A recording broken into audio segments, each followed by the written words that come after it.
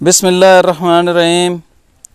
पाकिस्तान का खाना बदोश कबीला, पाकिस्तान का काई कबीला, आज फिर उनके साथ आज एक मुलाकात हुई तो इनसे गपशप करते हैं कि ये अपनी ज़िंदगी कैसे गुजारते हैं, उससे हट के ये अपनी शादियां कैसे करते हैं और कितना टाइम इनको लगता है यहाँ से देवसाई पहुँचने तक।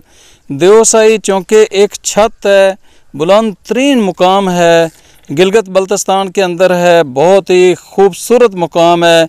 तो ये भिम्बर ज़िला से चलते हैं और देवसाई तक पहुँचते हैं, वहाँ पर कितना टाइम रुकते हैं और उसके बाद फिर वापस यहाँ पे आते हैं, तो यहाँ पर ये कितना टाइम रुकते हैं।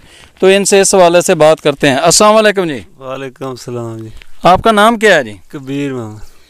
कबीर भाई, आप लोग अपने जानवरों को, बकरियों को और अपने डेरे को लेके जो जाते हैं देवसाई, तो यहाँ से कब निकलते हैं और कितना टाइम लगता है आपको? सर जिसले गर्मियाँ शुरू होती हैं ना, बैसाख आता है, उस टाइम हम निकल जाते हैं, 2, 2.5, 3 महीने लग जाते हैं उधर जाने तक। अच्छा, यहाँ से 3 महीने आप चलते रहते हैं, सफ़र करते हैं, फिर जाके आप लोग देवसाई पहुँचते हैं। तो देवसाई में कितना टाइम रहते हैं? 4-5 महीने। 4 से 5 महीने, मतलब बर्फ़ होने से पहले पहले वहाँ से वापस निकलते हैं। जब बर्फ़ पड़नी शुरू होनी है वापस आ जाए। अच्छा, कभी ऐसा भी हुआ है कि बर्फ़ हो गई हो, पहले भी बाज़ का तो हो जाता है, मौसम जल्दी शुरू हो जाता है बर्फ़ का, तो आप लोग वहाँ पे बर्फ़ के अंदर फंस गए हों? जी कई बार ऐसा होता है, उधर शुरू हो जाती है बर्फ़ पड़नी। अच्छा, जब बर्फ़ होती है, वो तो बुलंद तरीन मुकाम है, सबसे ज़्यादा बर्फ़ वहाँ पे होती है, तो ज़ाहिर है सारा जो सब्ज़ा है वो तो छुप जाता है। फिर आपकी ये बकरियां क्या खाती हैं? आप लोगों के पास राशन होता है इतना कि आप लोग उससे खुद भी गुजारा कर सकें? नहीं, उधर से फिर आगे आ जाते हैं जिधर बर्फ़ नहीं होती उधर। मतलब ऐसा कभी नहीं हुआ कि बर्फ़ पड़ गई और उधर ही कुछ दिन, 2-3 दिन आपको रुकना पड़ गया हो? नहीं, ऐसा नहीं। जो पैनी शुरू होती है उसमें पता लग जाना इधर बर्फ़ पैर जाना, आगे निकल जाने। अच्छा, वहाँ से थोड़ा नीचे की तरफ आना शुरू हो जाते हैं। अच्छा, अगर आप लोग इतना ये सफ़र करते हैं, अगर आप में से कोई बीमार हो जाए तो फिर उसका इलाज कैसे करते हैं? इलाज अस्पताल ही में सर, हो दे कोई इदारा नहीं। लेकिन अस्पताल तो दूर होते हैं, जब आप सफ़र में चल रहे होते हैं तो कोई जड़ी बूटियाँ भी ऐसी हैं जिनके इस्तेमाल से कोई फ़र्क पड़ता हो? जी काफ़ी जड़ी बूटियाँ। उसमें किस किस चीज़ की जड़ी बूटी होती है? मसलन दर्द की हो गई, बुखार की हो गई, कोई उल्टी पेचस है, कोई इस तरह का मसला है, उस चीज़ की हो गई, कोई इस तरह की भी हैं? जी हर बीमारी पर काम करती है, हर बूटी है, एक बूटी तो नहीं है सर। अच्छा, अगर किसी जानवर की, किसी बकरी वगैरह की कोई गिर गई है कहीं पे पत्थर में फंस के, उसकी कोई टांग वगैरह टूट गई है, तो उसका क्या करते हैं आप लोग? कोई तकने जी नहीं ठीक होने ने कहा, उसकी बेच छोड़ने जी ठीक होनी, दवाई दारू करनी है, बच जानी कई बार। तो जी अगर बेचने की भी जगह ना हो तो फिर खा छोड़ने हो? जी खा छोड़ने। अच्छा, ये बताएं कि शादियां आप ज़्यादा टाइम तो उधर गुजारते हैं या सफ़र में गुजारते हैं, तो वहाँ देवसाई में भी शादी करते हैं? जी उधर भी कई बार की थी।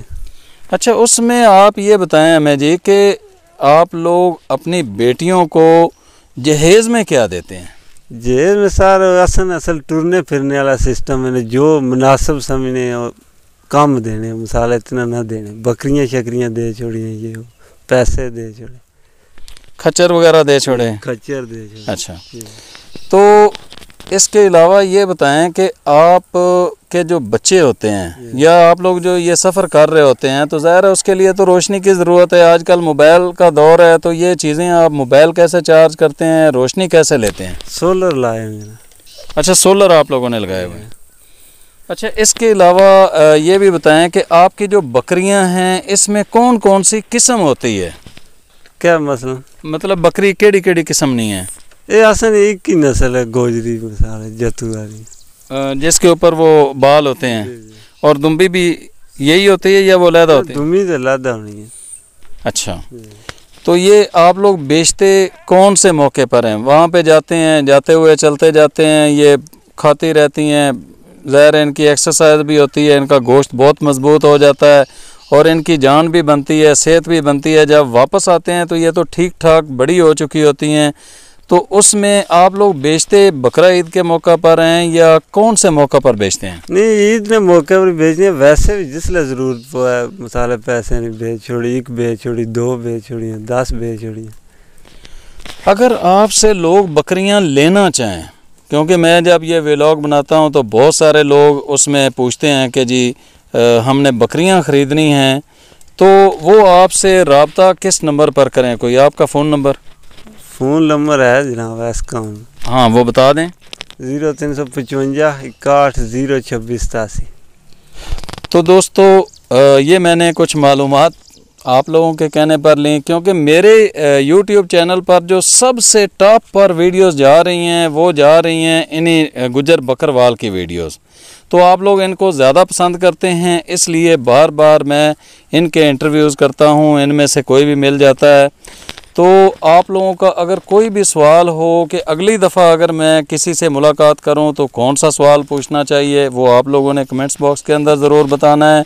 और अगर आप में से कोई बकरी वगैरह ख़रीदना चाहता है तो हम खड़े हैं समानी आज़ाद कश्मीर के अंदर, जहां पर इनका डेरा मुस्तकिल रहता है। ये जो थोड़ी सी बकरियां इनके पास यहाँ पर हैं, ये इसलिए हैं कि इसका ये दूध वगैरह और इस तरह ये लेने के लिए इन्होंने थोड़ी सी रखी हुई हैं। बाकी जो इनका रेवड़ है वो लेके चले गए हैं देवसाई की तरफ। तो ये बताएं कि ये जो रेवड़ लेके जाते हैं उसमें कितनी बकरियां होती हैं? 2-2 4-4 लोग इकट्ठी करके चलते हैं या अलग-अलग चलते हैं? ना गट्ठी करके असन हुण 3-4 डेरे ने मिसाल गट्ठी करके खड़ी हैं। तो कितनी बकरी होती है? बकरी उन्होंने 700-800 है। ये जो अभी आपके गए हैं उनकी 700-800 है। जी जी। तो इनकी वापसी कौन से महीने में यहाँ पे वापस आप लोग पहुँच जाते हैं? ये 80 कहते हैं, 80 कत्ते में। तो दोस्तों अगर आपको मेरा ये व्लॉग अच्छा लगा है तो इसके ऊपर कमेंट्स भी करें, और जिन दोस्तों ने अभी तक इसको सब्सक्राइब नहीं किया तो ज़रूर इसको सब्सक्राइब करें। बेल आइकन को नहीं दबाएंगे तो आप तक इस तरह की वीडियो का कोई भी नोटिफिकेशन नहीं पहुँचेगा। मिलेंगे एक नई वीडियो के साथ, उस वक्त तक दें इजाज़त। अल्लाह निगहबान।